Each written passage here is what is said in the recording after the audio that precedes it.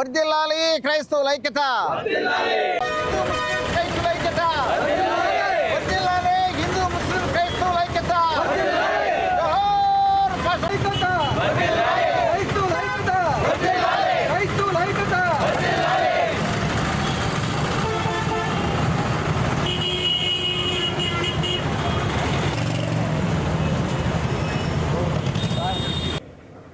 ప్రభువు పేట అందరికీ నా వందనాలు.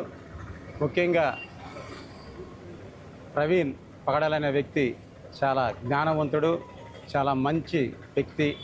డిబేట్స్ చేసేటప్పుడు కూడా అతను దేవుని నామాన్ని ఎంతో ఘనపరిచిన వ్యక్తి. సువార్తని పలు దశలుగా విస్తరింపజేసినటువంటి వ్యక్తి ప్రవీణ్ పగడాల గారు.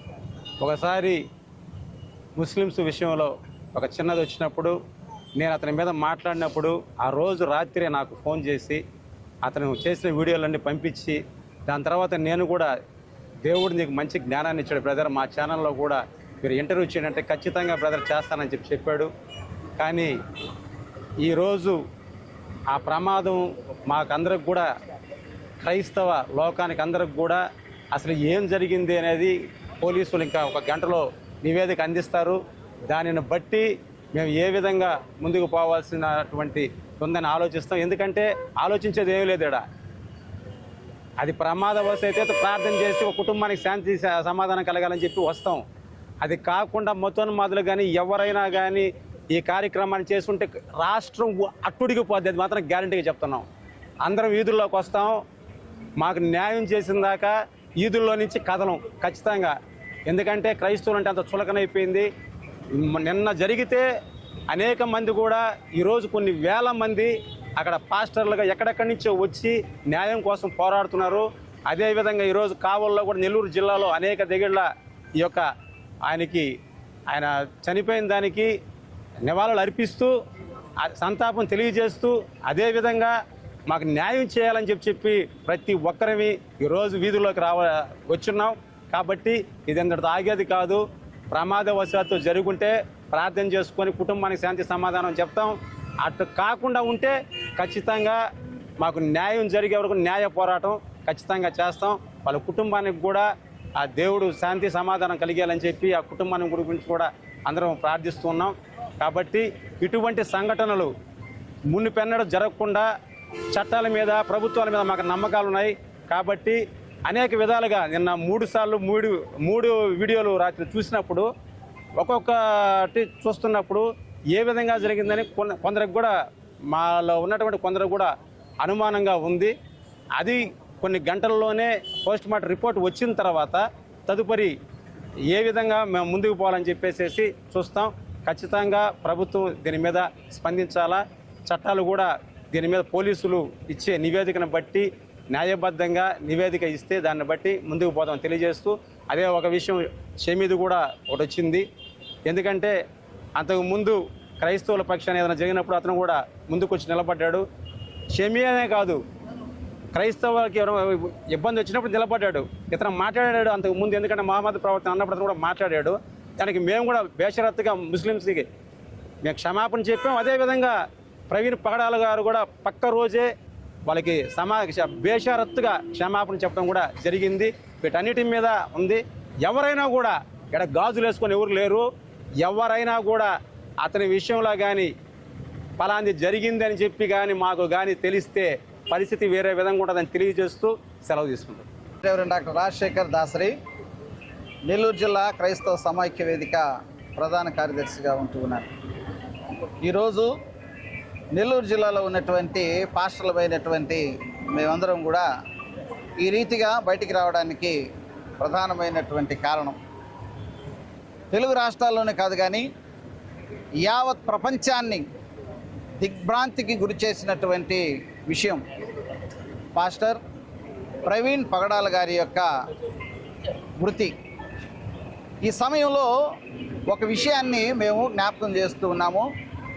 ఏంటంటే పాస్టర్ ప్రవీణ్ పగడాల గారు దేవుని యొక్క శ్రేష్టమైనటువంటి నామములో రోషము కలిగినటువంటి ఒక సంఘ కాపరిగా, క్రైస్తవ నాయకునిగా, పాస్టర్గా అనేక మంది తప్పుడు ప్రబోధాలు చేస్తూ ప్రపంచాన్ని అయోమయానికి గురి చేస్తున్నటువంటి సందర్భాల్లో నిజాన్ని బట్టబయలు చేస్తూ అనేక రకాలైనటువంటి డిబేట్స్లో పాల్పంపులు పొందుతూ ఉన్నారు. అది చాలామందికి కంటకంగా తయారైంటి ఉంది.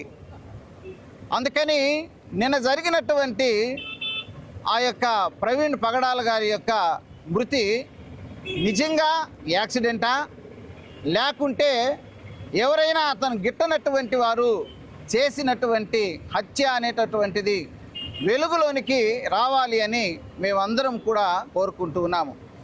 ఆంధ్రప్రదేశ్ అంటే శాంతికి, సమాధానానికి, సర్వమానవ సమ్మేళనానికి నిదర్శనంగా ఉంటుంది.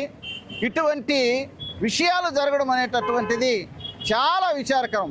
కాబట్టి ప్రభుత్వం వారు వెంటనే స్పందించి ప్రవీణ్ పగడాల గారి యొక్క మృతికి అసలైనటువంటి కారణాలు ఏమై ఉంటూ ఉన్నాయో వాటిల్ని వెలుగులోనికి తీసుకొని రావాలని ఈ రీతిగా మీడియా పరంగా మిమ్మల్ని కోరుకుంటూ ఉన్నాము. అదే రీతిగా ఆ కుటుంబానికి కావాల్సినటువంటి రక్షణ దయచేయాలని ప్రభుత్వాన్ని మేము విన్నవించుకుంటూ ఉన్నాము. రాష్ట్రంలో ఇటువంటి కార్యక్రమాలు ముందున్నటువంటి దినాల్లో జరగకుండా క్రైస్తవులకు, క్రైస్తవ సంఘ కాపరులకు, క్రైస్తవ సంఘాలకు శ్రేష్టమైనటువంటి రక్షణ కల్పించాల్సిందిగా ప్రభుత్వాన్ని డిమాండ్ చేస్తూ ఉన్నాము. Thank you. నెల్లూరు జిల్లా పాస్టర్స్ ఫెలోషిప్ కార్యదర్శిగా నేనున్నాను. ఈరోజు మా సోదరులు పాస్టర్ ప్రవీణ్ పగడాల మరణ వార్త మేము నిన్నటి దినాన్ని విన్నప్పుడు చాలా దిగ్భ్రాంతికి గురి అయినాం. ఎందుకంటే ప్రవీణ్ పగడాల గారు ఆంధ్ర రాష్ట్రంలో మాత్రమే కాదు, ప్రపంచవ్యాప్తంగా తెలుగు సమాజంలో గొప్ప పేరు ఉన్నటువంటి ఒక గొప్ప వ్యక్తి. మంచి పాస్టర్ గారు, అనేక విషయాల్లో బహు జ్ఞానం కలిగిన వాడుగా, ప్రజలకు అర్థమయ్యే విధంగా ప్రతిదాన్ని కూడా వివరించి చెప్పేటటువంటి ఒక గొప్ప వ్యక్తి. తాను ఈ విధంగా ప్రమాదవశాత్తు చనిపోయాడని మేము విన్నాం. కానీ అక్కడికి వెళ్ళినటువంటి వారు చూసిన విధానాన్ని బట్టి అది ప్రమాదం కాదు, అది ఒక విధంగా హత్య అని వారి యొక్క భావమును వారు వ్యక్తపరిచారు. ఏదేమైనా కానీ ఈరోజు భారతదేశంలో ఎంతో సఖ్యత కలిగినటువంటి వారంగా మనం ఉన్నాం. హిందూ, ముస్లిం, క్రిస్టియన్స్ బాయిగా చక్కగా మంచి ఐక్యతతో, సమాధానంతో వెళుతున్నటువంటి ఈ దినాల్లో కొంతమంది మత కలహాలను వారు చేస్తూ అనేక విధాలుగా భయక్రాంతులు చేస్తూ ఉన్నారు. ప్రవీణ్ పగడాల గారు ఆయన గత వారి యొక్క యూట్యూబ్ ఛానల్స్లో, ఫేస్బుక్లో తనకు తన మీద దాడి చేయడానికి కొంతమంది వారు ఆలోచన చేస్తూ ఉన్నారు అని నాకు కొన్ని భయపెట్టే ఫోన్స్ నాకు వచ్చినాయి అని వారు వ్యక్తపరిచినట్లుగా తెలుస్తూ ఉంది.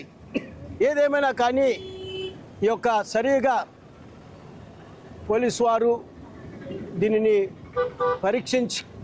పరీక్షించి సరైనటువంటి నివేదిక వారు ఇవ్వాలని, అది ఏంటి అసలుకి ప్రమాదమా లేక హత్యనా, ఏదేమైనా కానీ భారతదేశంలో ఇలాంటివి జరగడం అనేది చాలా బాధాకరము.